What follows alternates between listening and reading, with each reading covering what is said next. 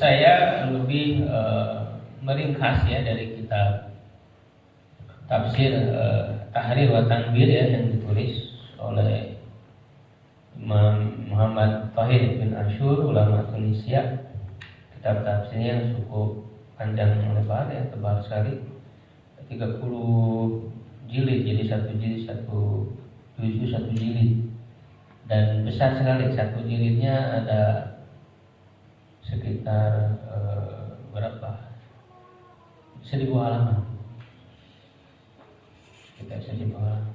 Jadi ini sangat panjang, dan beliau sangat kental mengkaji dari sisi kebahasaannya. Makanya yang saya sampaikan diantaranya paling banyak saya merujuk kepada tafsir Tahrir wa Tanwir. Tapi karena sangat panjang lebar, saya ringkaskan inti-intinya saja. Kesimpulan-kesimpulan ini adalah hasil dari pengkajian, pembacaan terhadap kitab tafsir tersebut, ya, juga dengan membandingkan kepada kitab-kitab tafsir yang lain yang lebih dulu. Kalau Ibnu Ashur kan ulama kontemporer ya, beliau sudah meninggal. Yang lebih dulu ya, misalnya ahli bahasa yang menulis tafsir dan sangat kental kajian kebahasaannya itu adalah Abu Hayyan Al-Andalusi. Dalam kitab Al-Bahrul Muhit itu sangat kental sekali kajian kebahasaannya. Dan juga kitab tafsir yang lainnya. Baik, kita mulai masuk ke yang saya tulis di sini. Suratul Fatihati, surat Al-Fatihah, minas suwari, ya, dari surat-surat, di antara surat. Boleh kalau mau di rokatin. Kalau udah mahir baca Arab Gundulnya ya nggak usah diharokatin. Ya begitu. Kalau misalnya belum ini ya bisa nanti mencatat inti-intinya ya. Catat mana-mana. Surat Al-Fatihah adalah di antara surat-surat Dzatil Asma'il Katsirati, Dzatil Asma'il Katsirati, yang memiliki nama yang banyak. Jadi surat Al-Fatihah itu adalah surat yang memiliki banyak nama. Anha hal Imam Suyuti fil Itqan. Anha ya dituliskan secara keseluruhannya. Anha yunhi itu artinya menghabiskan, menyelesaikan. Jadi nama dari sekian banyak nama itu ditulis secara semua sampai habis. Sampai habis oleh Imam As-Suyuti. Ya, Imam Suyuti dalam kitab Al-Itqan. Ada yang tahu Al-Itqan ini kitab tentang apa? Ulumul Quran. Ya, Al-Itqan fi Ulumil Quran. Kitab Al-Itqan ini adalah tentang ilmu-ilmu Al-Quran ya, jadi membahas tentang Al-Quran itu dibahas. Ya, segala macam tentang Al-Quran dibahas. Dan ini cukup lengkap, kitab yang cukup lengkap. Itu. Imam As-Suyuti itu ingin menulis tentang ilmu-ilmu Al-Quran. Kata beliau, seperti halnya para ulama itu bahu-membahu membuat istilah-istilah, kaidah-kaidah berkenaan dengan hadis, itu mustalah hadis. Begitu juga banyak ulama-ulama yang secara serius menulis tentang mustalah hadis, ilmu-ilmu hadis. Tapi kata beliau belum ada yang terlalu serius menulis tentang ilmu Al-Quran.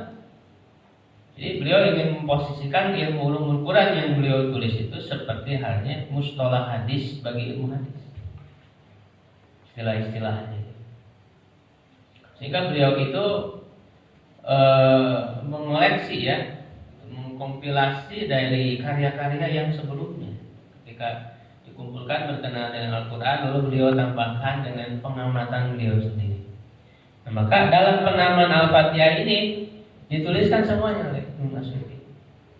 Jadi di antara ulama yang ensiklopedia lah gitu ya, ulama yang mengumpulkan banyak hal yang dari sebelumnya lalu dilengkapi. Dalam penamaan Al-Fatihah sampai beliau menghabiskannya ya ila khamsatin wa isyrina isman, sampai ada 25 nama. Jadi secara keseluruhannya kalau dituliskan tuh sampai ada 25 nama. Waqala, dan dia berkata, zalika yadullu ala syarafiyah. Hal itu menunjukkan kepada kemuliaannya. Ya. Fa inna kasratal asma'i, karena sesungguhnya banyaknya nama, dalatun ala syarafil musamma, menunjukkan kepada kemuliaan yang diberi nama tersebut. Jadi semakin ini menjadi kaidah yang dituliskan oleh Imam Suyuti, semakin banyak nama yang digunakan untuk satu surat. Mungkin kalau kita itu mengetahui nama-nama surat Quran itu cuma satu aja ya, Fatihah. Hanya tahu satu yang tertulis di mushaf. Padahal para ulama itu, bahkan juga Nabi ya, para sahabat itu memberi nama-nama pada surat-surat itu. Semakin banyak nama yang digunakan untuk surat itu, menunjukkan semakin besar keistimewaannya. Walakin, nah tetapi ini saya ambil dari Ibnu Ashur ya. Saya tidak tuliskan 25 nama itu. Ya mungkin secara sepintas saya sebutkan. Nanti yang dibahasnya hanya 3 saja, 3 nama, karena itu yang disebutkan langsung oleh Nabi. Jadi dari 25 nama itu yang disebutkan langsung oleh Nabi hanya 3. Fatihatul Kitab, lalu Ummul Quran atau Ummul Kitab. Fatihatul Kitab ya disingkat jadi Al-Fatihah gitu ya. Dan yang ketiga Sab'ul Masani, 7 ayat yang diulang-ulang, Sab'ul Masani. Nah selain itu ada nama-nama lain, misalnya Alhamdulillah. Namanya, nama suratnya Alhamdulillah, karena memang ada lafaz Alhamdulillah. Terus ada juga Al-Asas ya, fondasi. Ada juga Syukru ya, nama suratnya nama Syukru. Al-Kafiyah yang cukup ya, Syafiyah yang menyembuhkan ya. Jadi kalau ingin lihat secara lengkapnya ada di kitab Al-Qur'annya. Ini tidak saya tuliskan. Ar-Ruqyah juga disebut Ruqyah karena memang dia merupakan Ruqyah, sebagaimana nanti dalam hadis ya ada. Nah ini nama-nama yang selain dari 3 ini adalah penamaan yang diberikan oleh para ulama gitu ya, dan juga oleh para sahabat atau tabi'in. Ya, nama itu mereka berikan karena memang ada ciri khas dalam surat tersebut begitu.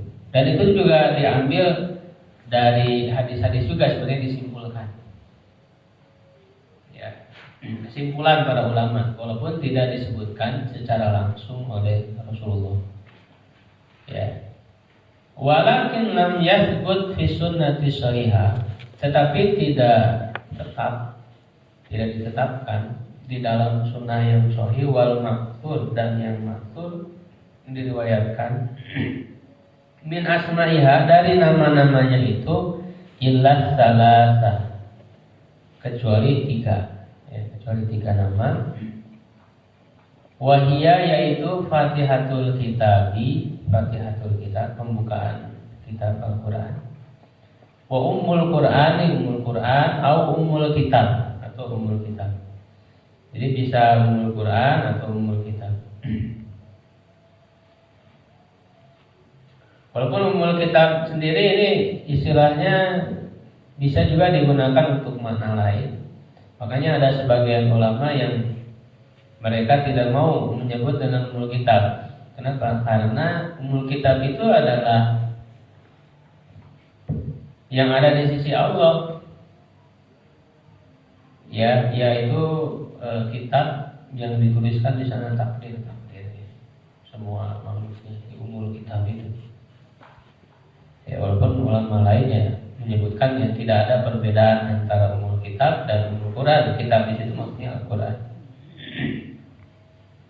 Karena nama-nama Al-Quran itu kan tidak hanya Al-Quran ya. Quran itu kan nama-namanya apa saja?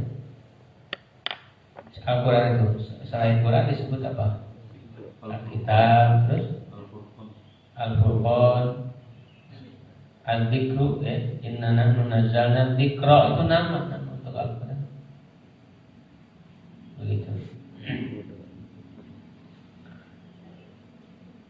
Wasabul masani dan sabul masani. Jadi 3 nama ini. Nah, nanti kita akan bahas dari 3 nama ini sudah mencerminkan isi kandungan dari surah Al-Fatihah itu. Dari 3 nama ini, dari penamaan ini. Jadi nanti kenapa dinamakan ini, alasannya apa? Nah, itu mencerminkan isi kandungan dan keistimewaan. Yang pertama, Fatihatul Kitab. An Ubadah bin As-Samiti, dari Ubadah bin Samit, ya, sahabat ya Nabi Shallallahu Alaihi Wasallam, orang Madinah, sebagai sahabat Madinah yang banyak meriwayatkan hadis dari Nabi.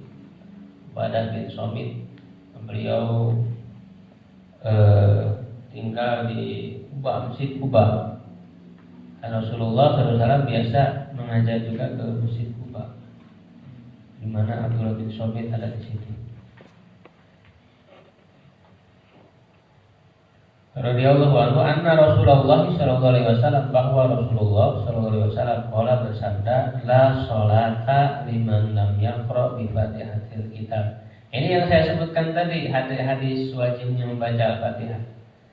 Kata Rasulullah, tidak sah salatnya bagi orang yang tidak membaca Fatihatil Kitab.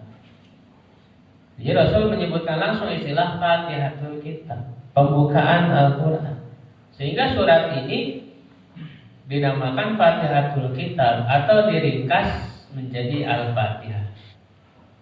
Al-Fatihah itu maksudnya Fatihatul Kitab, pembukaan Al-Quran. Hadis ini muttafaqun alaihi, diriwayatkan oleh Imam Bukhari dan Muslim.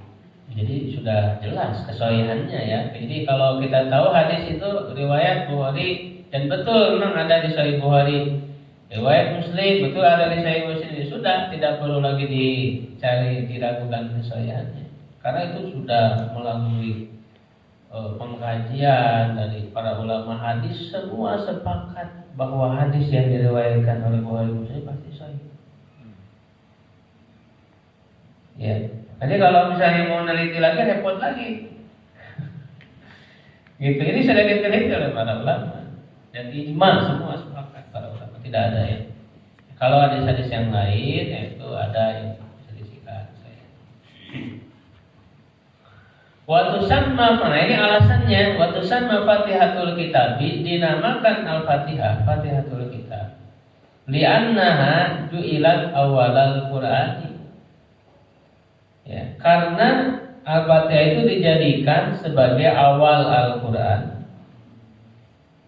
Liman yuridu an yaqra'al Qur'ana. Liman yuridu, bagi orang yang mau, yang hendak membaca Al-Quran. Min awalihi, dari awalnya.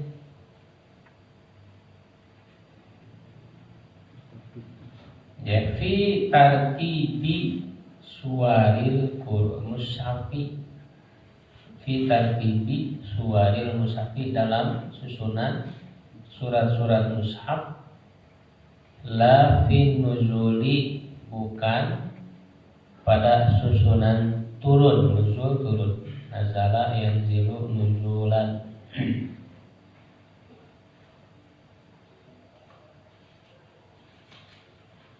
Jadi kenapa surah Al-Fatihah dinamakan Al-Fatihah? Tadi pembukaan Al-Quran. Kenapa disebut pembukaan Al-Quran? Karena Fatihah itu ya dijadikan sebagai awal Quran. Surat paling awal di dalam Al-Quran bagi orang yang mau membaca Quran itu dari awal. Sesuai susunan apa? Susunan mushaf, bukan susunan turun. Nah, berarti di sini ada 2 susunan Quran. Ya, yang pertama susunan mushaf, yang kita baca ya, mushaf yang kita punya, yang kita baca dari mulai Al-Fatihah, Al-Baqarah, Ali Imran, ya, An-Nisa, Maidah terus sampai An-Nas. Itu namanya susunan mushaf.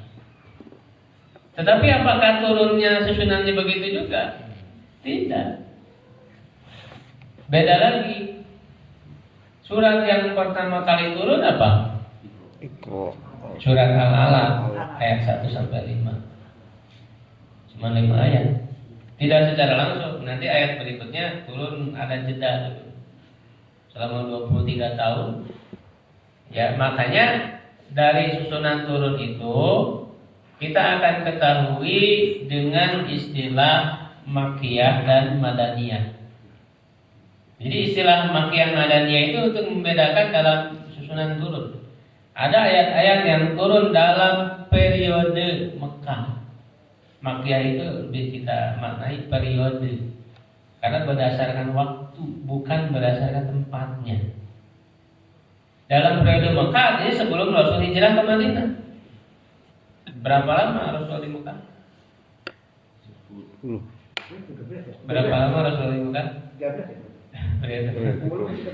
Rasul diangkat menjadi Rasul selama berapa tahun sampai wafat? Turunkan wahyu berapa? 23 tahun. Dibagi ke dalam dua periode. Satu periode Mekah berapa tahun? 13. Dua periode Madinah. Sisanya 10 tahun. Karena Rasul diangkat jadi Rasul, diturunkan wahyu usia berapa? 40. Sehingga ketika meninggal 63. Jadi dalam waktu yang lama 23 tahun Quran itu turun sedikit-sedikit menjawab setiap persoalan, setiap permasalahan, mendidik manusia dengan berbagai kondisi yang dihadapi, dan Al-Quran itu tepat untuk membimbing manusia, mengarahkan manusia sesuai dengan realitas yang dihadapinya. Lalu susunan mushaf ini siapa yang menyusun? Ya, kalau susunan ayat-ayatnya itu berdasarkan perintah Allah. Ya, Allah memberikan wahyu kepada Rasul, lalu Rasul memerintahkan kepada para penulis wahyu. Ketika turun ayat, kata Rasulullah, letakkan ayat ini di sini. Sebelum ayat ini, setelah ayat ini. Begitu. Ketika turun ayat, jadi tetap susunan ayat-ayat di dalam surat itu adalah sesuai wahyu dari Allah. Ayat-ayatnya itu. Nah, sedangkan susunan surat ya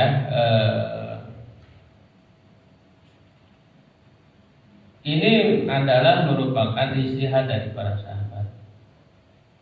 Ya, istihad dari para sahabat khususnya di zaman Utsman bin Affan, yang kemudian umat Islam itu disatukan ke dalam satu mushaf. Yaitu dia menyusun susunan surat-suratnya. Gitu ya. Walaupun ada yang sebagiannya sudah disusun juga oleh Nabi gitu. Sebagiannya yang sudah ditetapkan oleh Nabi. Ini sebetulnya hanya merangkaikan secara keseluruhannya saja dari susunan surat itu oleh Utsman. Tidak murni semuanya dari Utsman, tidak. Dan bukan oleh Utsman saja, Utsman kan menunjuk kepada sahabat yang penulis wahyu juga, dia dipercaya ya.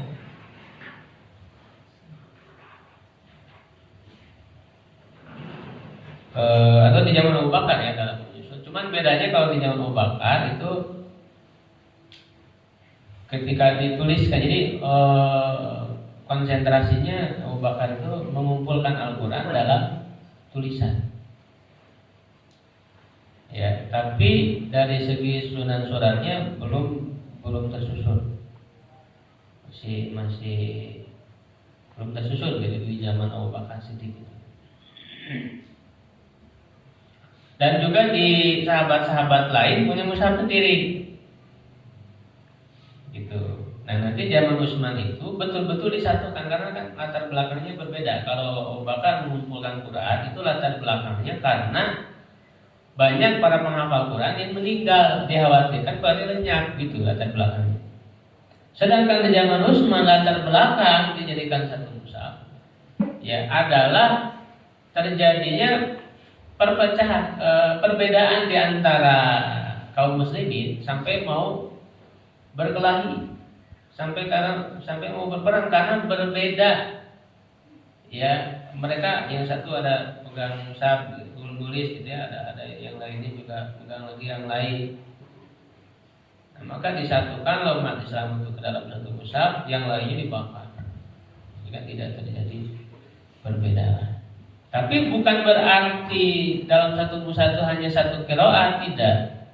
Kalau dalam qiraatnya tetap ada perbedaan qiraat karena kata Nabi sendiri Quran itu diturunkan ala sab'ati ahrufin pada 7 bentuk perbedaan. Makanya ada ilmu qiraat. Ilmu qiraat. Nanti kita akan pelajari misalnya di Al-Fatihah ini ada apa perbedaan qiraatnya, kita akan pelajari, kita akan sebutkan di lembar berikutnya. Ini baru satu lembar. Itu sedang saya susunkan. Nah, itu yang pertama ya. Jadi ada susunan turun ya, ada susunan mushaf. Dan ini menunjukkan kemujizatannya juga. Walaupun ketika turunnya itu berbeda susunannya, lalu disuruh untuk letakkan ini di sini, letakkan ini di sini, tetapi ketika dibaca satu surat, walaupun turunnya kan beda-beda, ketika dibaca satu surat itu nyambung, ada keterkaitannya.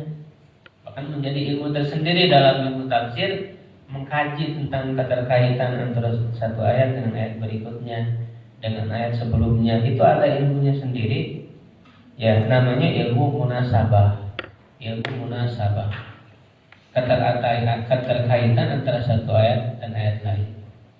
Dan ini juga ditulis oleh para ulama secara khusus dalam kitab-kitab mereka. Di antaranya yang paling terkenal dan cukup luas pembahasan beliau mengkaji dari sisi keterkaitan antara satu ayat dan ayat lain, itu adalah Al-Biqai.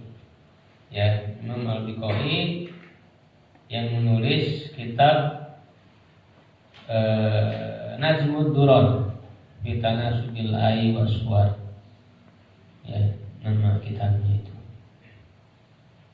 Nah, di antaranya Imam Ibnu Ashur juga dalam tafsir beliau juga mengkaji ada tentang munasabah, walaupun tidak begitu panjang lebar. Beliau lebih banyak dari sisi kebahasan. Ya, nah itu yang pertama ya. Kenapa Al-Fatihah kayak disebutkan Al-Fatihah? Karena memang dia sebagai pembukaan bagi Al-Quran. Yang kedua Ummul Quran atau Ummul Kitab.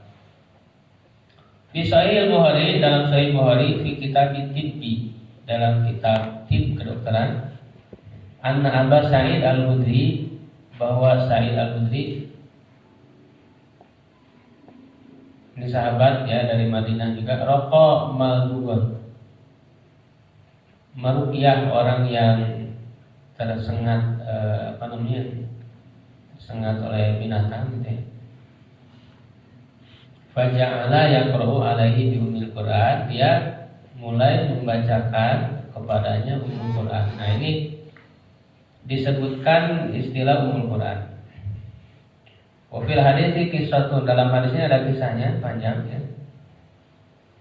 Wafil Sahih Muslim, dan di dalam Sahih Muslim qala Nabi sallallahu alaihi wasallam, Nabi sallallahu alaihi wasallam bersabda, kullu salatin lam yuqra fiha bi ummil Qur'ani. Setiap salat yang tidak dibacakan padanya Ummul Quran, fahiya hidajun, ayna qisatun. Itu adalah hidaj. Hidaj maksudnya adalah kurang, tidak sempurna salatnya. Nah, ini penamaan Ummul Quran ini ada dalam hadis. Itu tadi hadisnya disebutkan cerita tentang Sayyid Al-Khudri yang meruqyah ya dengan Al-Fatihah, Ummul Quran. Sehingga nanti Rasulullah kan menyebutkan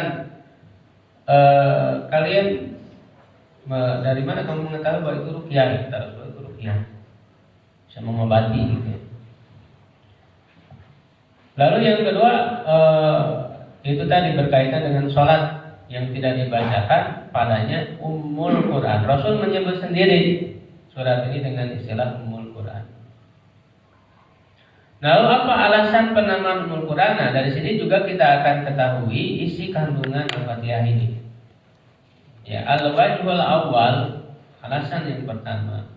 Wajah itu untuk alasan yang pertama. Annaha ju'ilat kal ummi lil waladi. Bahwa Al-Fatihah itu dijadikan seperti ibu ummi, seperti ibu lil walad kepada anak. Fi annaha, bahwa Al-Fatihah tersebut al-aslu, sebagai asal usul. Bagaikan anak yang asal usulnya dilahirkan dari seorang ibu. Wal mansya'u, dan sebagai awal mula tumbuhnya, awal mula berkembangnya. Jadi Al-Fatihah ini seperti halnya ibu yang melahirkan surat-surat berikutnya. Jadi surat-surat yang lain itu dilahirkan dari Al-Fatihah. Al-Fatihah itu bagikan ibu. Ya. Nah, ini akan diperjelas lagi di dalam yang kedua. Kenapa Al-Fatihah itu disebut ibu ya bagi surat-surat yang lain? Karena intinya adalah semua surat-surat lain ya isi pembahasannya tidak akan keluar dari Al-Fatihah. Jadi Al-Fatihah ini rangkuman dari seluruh Al-Quran. Gitu. Dari seluruh inti pembahasannya ada semua di Al-Fatihah. Nah, apa saja? Nah, ini yang dibahas di yang kedua, al-wajhu tsani. Alasan yang kedua. Annaha tastamilu muhtawayatiha. Bahwa Al-Fatihah itu mencakup isi kandungannya ala anwa'i maqasidil Qur'ani. Ya, dengan beragam macam-macam tujuan dari Al-Quran. Ya. Tujuan isi kandungan Quran ada 3, wahya salah satu anwa'in, itu ada 3 macam. Pertama, as-sana'u 'alallahi sana'an jami'an, pujian bagi Allah, memuji Allah dengan pujian yang lengkap, liwasfihi, bagi sifatnya, bijami'il mahamidi, ya dengan seluruh pujian-pujian, wa tanzihihi min jami'in naqaisi, dan mensucikannya dari segala kekurangan, wal isbati tafarrudihi, dan untuk menetapkan keesaannya, farud ya, menyendiri keesaannya, bil ilahiyati, dengan ketuhanan, wa isbatil ba'si wal jazai, dan menetapkan hari kebangkitan dan balasan, hari pembalasan jasa. Wa dzalika fi qoulihi, dan itu ada pada firman-Nya, Bismillahirrahmanirrahim, alhamdulillahirabbil alamin, arrahmanirrahim, maliki yaumiddin. Sampai situ itu satu isi kandungan Al-Quran, satu tujuan, yaitu memuji Allah, atau bahasa lainnya ini adalah berkaitan dengan akidah. Pujian kepada Allah berkaitan dengan akidah. Ya, baik itu untuk menyebutkan sifat-sifat, ya, memuji dengan sifat yang mulia, yang sempurna, bebas dari kekurangan, termasuk juga menetapkan keesaan tauhid. Berkaitan juga dengan hari pembalasan, hari kebangkitan. Jadi ini temanya tema akidah, tema tauhid itu yang pertama. Nah, itu ada tercakup dalam ayat tadi. Bismillahirrahmanirrahim, dengan menyebut nama Allah yang Maha Pengasih, Maha Penyayang, memuji dengan sifat Maha Pengasih, Maha Penyayang. Alhamdulillahirabbil alamin, segala puji bagi Allah, ya Rabb semesta alam. Ya Ar-Rahmanir-Rahim, Maliki Yaumiddin, yang menguasai, Malik yang merajai hari pembalasan. Walaupun Allah itu Maliku kulli syai'in, yang menguasai segala sesuatu. Tapi dalam surat ini disebut yang menguasai hari pembalasan. Kenapa disebut hari pembalasan? Ini sebagai isyarat pembahasan tentang hari kiamat. Ya, berkaitan dengan hari akhir kaitannya. Dan juga untuk menampakkan kekuasaan itu. Karena ketika di dunia ini orang bisa saja tidak melihat kekuasaan Allah, tidak terlihat. Tidak secara zahir gitu kasar mata. Tapi nanti di hari akhir, di hari pembalasan akan sangat terlihat kekuasaan Allah. Maliki yaumiddin. Yang kedua, tema yang kedua dalam Al-Qur'an itu wal awamir wan nawahi, perintah dan larangan. Ya, perintah dan larangan berkaitan dengan hukum. Ini halal, ini haram, ini wajib dilakukan. Begitu. Itu tercakup di dalam apa? Dalam ayat iyyaka na'budu wa iyyaka nasta'in. Ihdinas siratal mustaqim. Hanya kepadamu kami menyembah, beribadah. Beribadah itu berisi perintah dan larangan. Beribadah itu kan melaksanakan perintah dan menjauhi larangan. Ya kan? Hanya kepadamu kami memohon pertolongan. Ini juga sebetulnya memohon pertolongan bagian dari ibadah juga. Cuma disebutkan lagi secara khusus untuk menunjukkan keistimewaan. Dan juga untuk membedakan bahwa iyyaka na'budu itu adalah hak Allah untuk diibadahi. Iyyaka nasta'in adalah hak hambanya. Dia memohon pertolongan, itu hak hamba. Sebagaimana yang tercermin ada dalam sebuah hadis yang disebutkan ini untukku, kata Allah. Ketika disebutkan iyyaka na'budu, hadzali, ini untukku, hak Allah. Iyyaka nasta'in, hadzali abdi, ini adalah untuk hambaku. Wali abdi mas'alah, dan bagi hambaku akan mendapatkan sesuai yang dia minta. Gitu ya. Ini hak hambanya.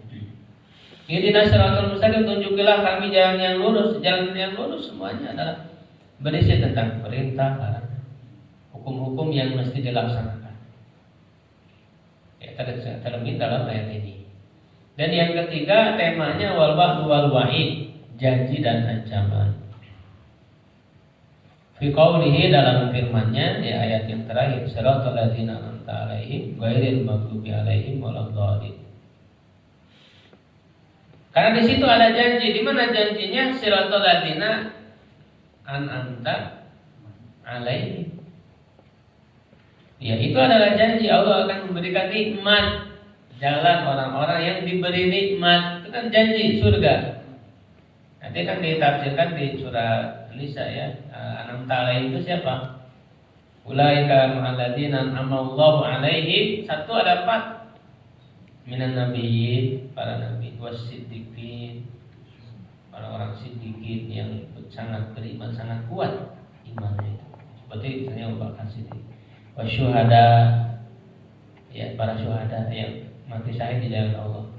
Wassalihin, dan orang-orang saleh. 4 golongan. Yang kedua ancaman, artinya diancam dengan siksa neraka, yaitu ghairil maghdubi 'alaihim waladdallin. Mereka yang dimurkai dan yang sesat. Rasul memberikan contoh kan dalam hadis, beliau sebutkan maghdubi 'alaihim itu Yahud. Ini contoh orang Yahudi. Waladdallin Nasara, orang Kristen. Tafsiran Nabi tidak membatasi, tapi itu sebagai salah satu contoh. Ya. Para ulama menyebutkan apa bedanya maghdub 'alaihim dan dhalin. Karena sebetulnya sama-sama sesat, sama-sama dimurkai juga. Apa bedanya maghdub 'alaihim dan dhalin? Kalau nggak ada bedanya, ngapain disebutkan? Tidak mustahil dalam Quran itu ada kesia-siaan. Makanya satu huruf saja nanti kita mengkaji secara kebahasaan itu sangat luar biasa, memberikan makna, petunjuk dari satu huruf. Ya, kandungannya sangat luar biasa. Nah, ini kenapa dibedakan maghdub 'alaihim dan dhalin? Para ulama menjelaskan bahwa maghdub 'alaihim itu dia tahu ilmunya tapi tidak mengamalkan. dan dolim, rajin beramal tapi tidak dolim. Kita dicontohkan orang Yahudi. Orang Yahudi itu tahu ilmunya, mengenal Nabi Muhammad. Bahkan Allah menyebutkan dalam Al-Quran, ya'rifunahu kama ya'rifuna abna'ahu. Mereka mengenal Nabi Muhammad itu seperti mengenal anak-anak mereka. Tahu akan kehadiran Nabi terakhir. Bahkan mereka mendatangi tempat yang disebutkan di dalam kitab mereka, diutusnya Nabi terakhir, yaitu tempat yang tumbuh banyak pohon kurma dan tanah bebatuan yang lancip. Itu tanah itu ada di Madinah dan di Khaybar, sehingga orang-orang Yahudi di situ tinggal di situ. Ketika Rasul diutus, mereka sudah tinggal di situ, sudah tahu, mengenal, tapi mereka tidak mau mengikuti. Kenapa? Karena hasadan min indi anfusihim, hasad, dengki. Mereka berharap bahwa Nabi itu dari kalangan mereka lagi, Bani Israel lagi, tapi ternyata malah dari bangsa Arab, walaupun sama-sama keturunan Nabi Ibrahim. Ya, kalau mereka kan dari keturunan Nabi Isa, kalau Nabi Muhammad keturunan dari Nabi Ismail. Ya. Jadi itu maktub ya, Daulin Nasara, orang Kristen rajin ibadah, tapi tidak tahu ilmunya. Bahwa tidak sama sekali Nabi Isa tidak sama sekali mengatakan untuk menyembah dirinya. Tidak ada. Ya, itu hanya buat oleh mereka saja. Fahadihi anwa'u maqasidil Qur'ani kullihi. Ini adalah macam-macam tujuan Al-Quran seluruhnya. Lidzalika warada fil hadis sahih, oleh karena itu datang di dalam hadis yang sahih, fi qul huwallahu ahad, di dalam ayat qul huwallahu ahad, annaha ta'dilu thulutsal Qur'ani, bahwa qul huwallahu ahad itu menyamai sepertiga Al-Quran. Di anna al-fadhaha, karena lafaz-lafaznya, kullaha, seluruhnya. Kullah ini menjadi taukid dari al-fadha, ya, taukid maknawi. Sana'un adalah pujian ala Allah Ta'ala, atas Allah Subhanahu wa Ta'ala. Jadi kenapa qul huwallahu ahad surat Al-Ikhlas maksudnya disebut sebagai sepertiga Al-Quran? Nah, dengan kita mengetahui 3 tema yang ada dalam Al-Quran itu, bahwa qul huwallahu ahad itu menyebutkan salah satu temanya, sehingga dia disebut sepertiga. Ya, jadi Al-Quran itu tema pembahasannya satu apa? Berkaitan dengan akidah, tauhid, memuji Allah. Yang kedua berkaitan dengan perintah dan larangan, hukum-hukum. Dan yang ketiga janji dan ancaman. Atau janji dan ancaman ini juga memuat kisah, ya, kisah-kisah. Gitu ya, jadi disebutkan kisah orang-orang para penghuni surga, kisah-kisah para penghuni neraka. Gitu ya, kisah para nabi, kisah para penghuni surga, kisah kaum-kaumnya yang ingkar. Begitu.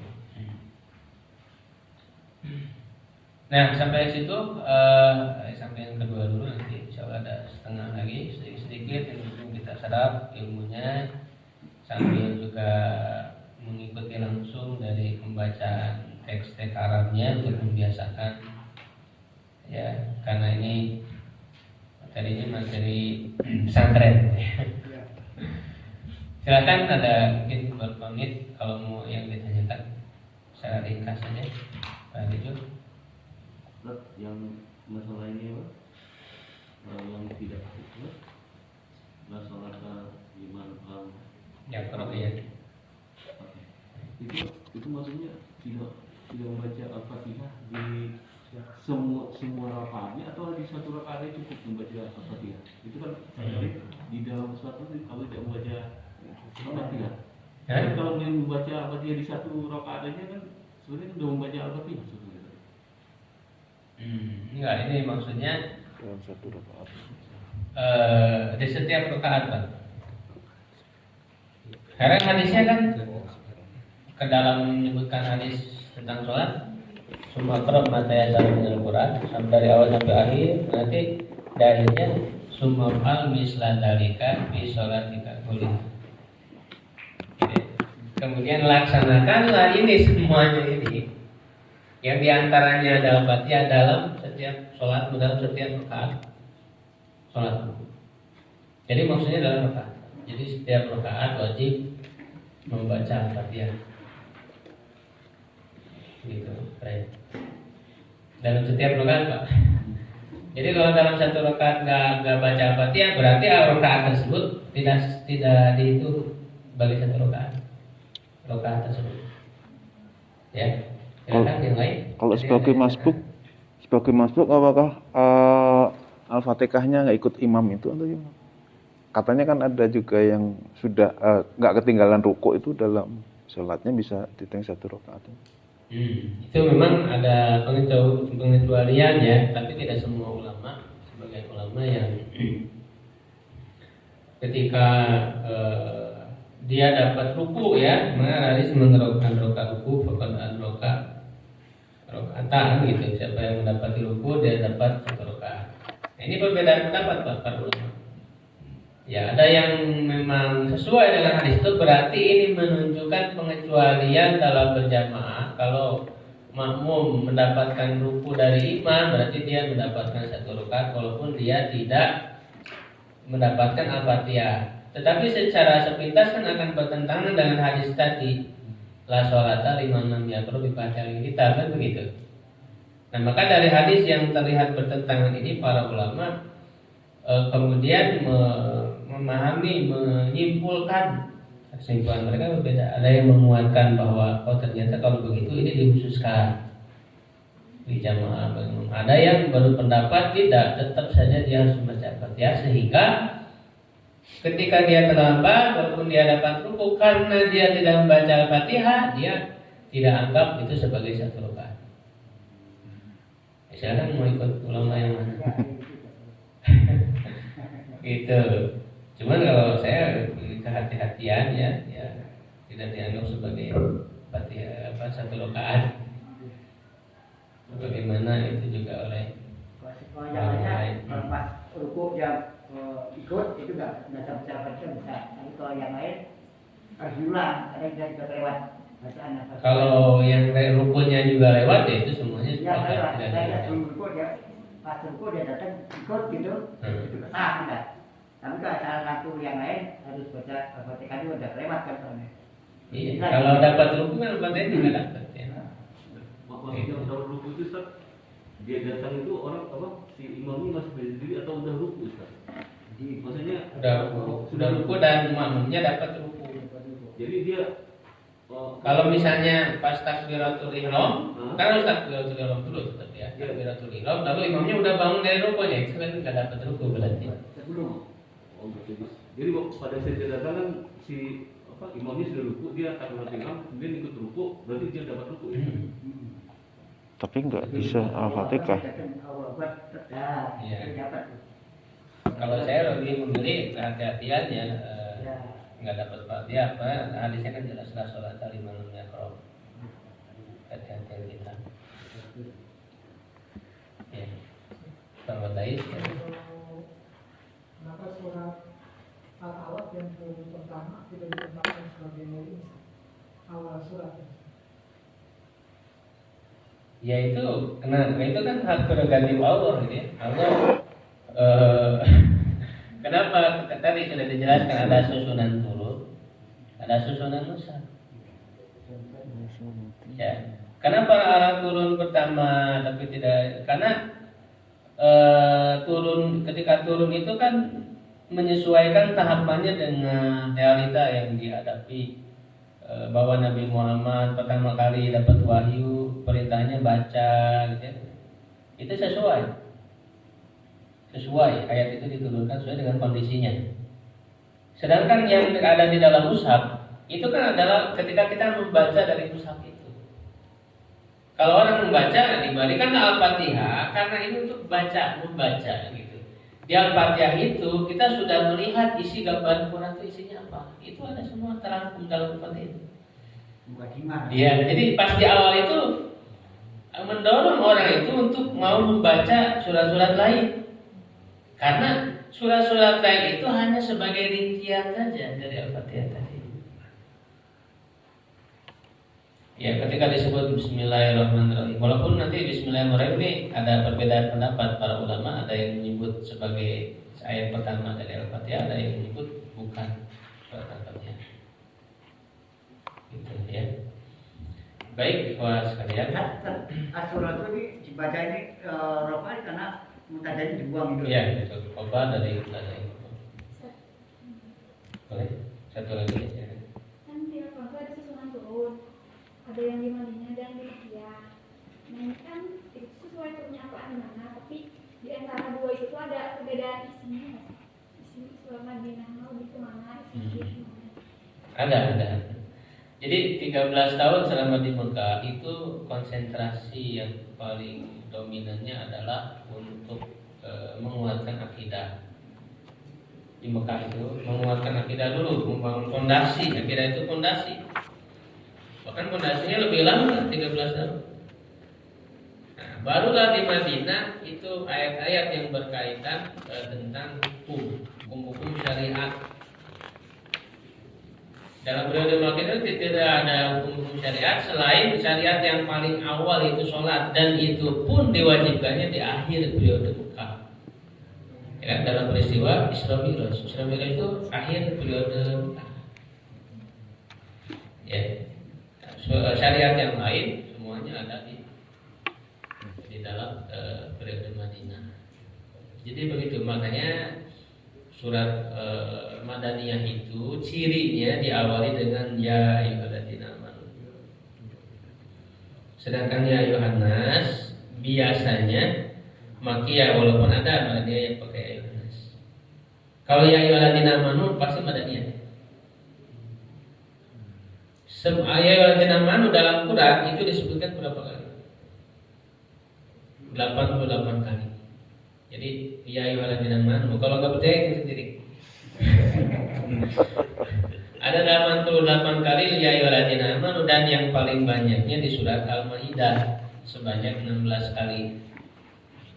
Makanya Al-Maidah adalah Al-Maidah adalah surat yang paling akhir turun Madaniyah ya.